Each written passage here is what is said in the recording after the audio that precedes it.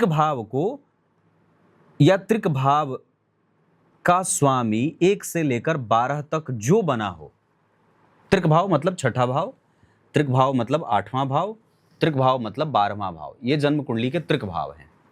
नेष्ठ भाव हैं, रस्फ भाव हैं, छिद्र भाव हैं। यहां से आप अपने जीवन में साहस का विचार करते हैं कि आपको किसी भी कार्य को करने में साहस देना पड़ेगा, धैर्य का विचार करते हैं। यहां से आप अपने जीवन में अष्टम भाव से कंसंट्रेशन का विचार करते हैं कि आप, जैसे कुछ लोग होते हैं, मैं तो यूं ही आ गया, यूं ही मेरा हो गया, मुझे बहुत ज़्यादा मेहनत नहीं करनी पड़ी, अचानक से मुझे वो चीज़ मिल गई। तो ये अष्टम भाव से होता है कि रैंडम आपको कोई चीज़ मिल रही है। या कुछ लोग ऐसा कहते हैं कि मुझे बहुत ज़्यादा लेंदी मेरे काम होते हैं, धीरे धीरे होते हैं, बहुत प्रोसेस में जाना पड़ता है। और दूसरा कि मैं एक काम में जब उलझ जाता हूँ तो उसमें उलझा रहता हूँ, उससे बाहर निकलने में बड़ी मेहनत करनी पड़ती है, मशक्क़त करनी पड़ती है। तो ये जन्म कुंडली के ऐसे 3 भाव हैं जो तीनों भावों से आपको एनर्जी डालने का विचार किया जाता है, आपके पेशेंस लेवल का विचार किया जाता है और आपके मुक्त होने का विचार किया जाता है सामान्यतया। पर क्या कहा कि त्रिक भाव के स्वामी अगर जन्म कुंडली के किसी भी भाव में नीच राशि में बैठे हैं तो ये अच्छी बात है। अब उदाहरण में मान लीजिए यहां 1 नंबर की राशि बनती है, त्रिक भाव में किसी जातक की कुंडली में 1 नंबर की राशि बनी, अर्थात उसके स्वामी मंगल बन गए। और ये छठे पे भी लागू होगा, 8वें पे भी लागू होगा, 12वें भाव पे भी लागू होगा। तो छठे, 8वें और 12वें भाव के स्वामी अगर नीच के हों तो मान लीजिए अगर यहाँ 1 नंबर की राशि बनी है तो मंगल होंगे इसके अधिपति, तो यहाँ 1 लिखेगा तो यहाँ 2, फिर यहाँ पे जन्म कुंडली में 3 और यहाँ 4 लिखेगा। तो अगर इसके स्वामी नीच राशि में बैठे हों तो ये जातक के लिए शुभ परिणाम देने वाली बात हो जाती है। त्रिक भाव के स्वामी अगर नीच के हैं तो अच्छी बात है, जातक की कुंडली में वो राजयोग बनाएंगे।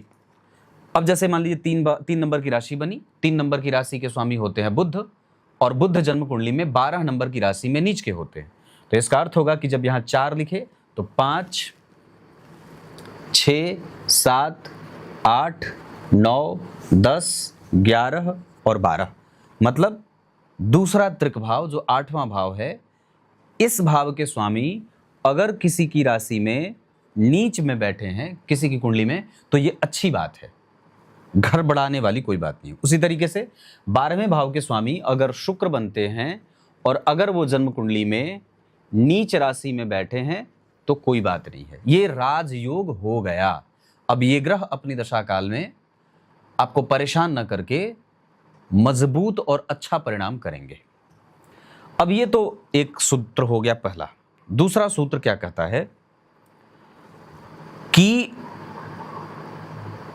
अगर जन्म कुंडली में त्रिक भाव के स्वामी के घर में, मतलब दुहस्थान में, छठे, 8वें और 12वें भाव में जो ग्रह की राशि बनी, ठीक है, अगर उस भाव का स्वामी जहां बैठा है, अगर उस भाव का स्वामी, जैसे छठे भाव के स्वामी चंद्रमा की राशि में बैठ गए और अगर ये चंद्रमा जन्म कुंडली में किसी पापक ग्रह की राशि में बैठ गए या पापक ग्रह के साथ बैठ गए, तब ये दूषित परिणाम करने वाले हो जाएंगे। मतलब अगर बुध हैं और बुध यहां न बैठ करके किसी पापक ग्रह की राशि में बैठ गए, जैसे शनि की राशि में बैठ गए या मंगल की राशि में बैठ गए, तो क्या होगा, अब ये बुध कमजोर परिणाम करने वाले होंगे, दूषित परिणाम करने वाले होंगे। और इसकी जो दूषित परिणाम की स्थिति है वो और कब खराब हो जाएगी कि बुध गए पहले पापक ग्रह की राशि में और ये जो मंगल हैं ये अगले किसी पापक ग्रह की राशि में बैठ गए। मतलब ये बुध किसी मंगल शनि की राशि में बैठ गए। समझ में आ रही होगी बात। यहां का ग्रह जो बुध था वो एक पापक ग्रह की राशि में बैठा और यहां का जो राशि स्वामी था वो एक अलग पापक ग्रह की राशि में बैठ गया। तो ये डबल दूषित बात हो जाएगी, ये बहुत खतरनाक हो जाती है बात। इस हिसाब से जो ये निष्ठ भाव का स्वामी है बुध, वो आपको कष्ट देने वाला बन जाता है, क्योंकि इसको जहां जगह मिली है उस भाव का स्वामी भी स्वतः पापक प्रभाव में युक्त है। तो ये कई तरीके की परेशानी, मानसिक, आर्थिक, सामाजिक, राजनीतिक, हर तरीके की परेशानी देंगे।